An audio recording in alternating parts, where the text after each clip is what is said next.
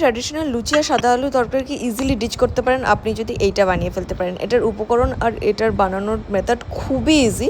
চলুন, welcome to the next episode of my Durga Puja series.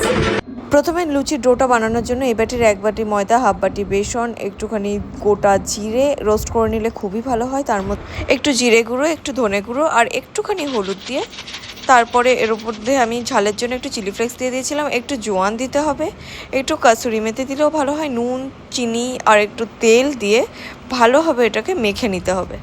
আর লাস্টে যদি আপনি চান একটু কম তেল টানুক জিনিসটা, তার জন্য একটু দইও দিতে পারেন। তারপরে একটুখানি নরম নরম করে মেখে নেবেন। এর মধ্যে স্পাইসি আলু তরকারিটা বানিয়ে নেব। প্রথমে একটা বাটিতে একটু জিরে গুঁড়ো, হলুদ গুঁড়ো, ধনে গুঁড়ো আর একটুখানি কাশ্মীরি লাল লঙ্কা নিয়ে জলে ভালো করে গুলে নেবো, যাতে মশলাটাও জ্বলে না যায় যখন আমি কড়াইয়ে দেবো। তার মধ্যে একটা কড়াই নিয়ে, কড়াই ভালোভাবে হিট হয়ে গেলে ওর মধ্যে একটু সর্ষের তেল, ফোড়নের মধ্যে একটু শুকনো লঙ্কা আর 2-4 কোয়া এলাচ দিয়ে দেবো।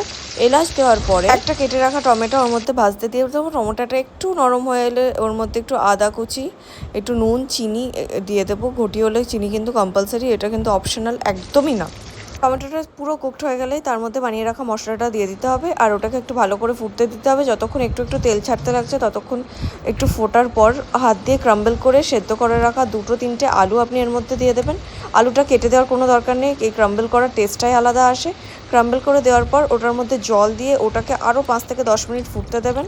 আপনি চাইলে জিনিসটাকে পুরো ঢাকা দিয়ে 5 মিনিটের জন্য কমপ্লিট ফুটতে দিতে পারেন। তারপরে নামানোর সময় হালকা করে একটু গরম মশলা আর কাসুরি মেথি কিংবা ধনেপাতা থাকলে খুব ভালো হয়, ওটা দিয়ে নামিয়ে নেবেন। তারপরে এই লুচির সাথে এনজয় করবেন।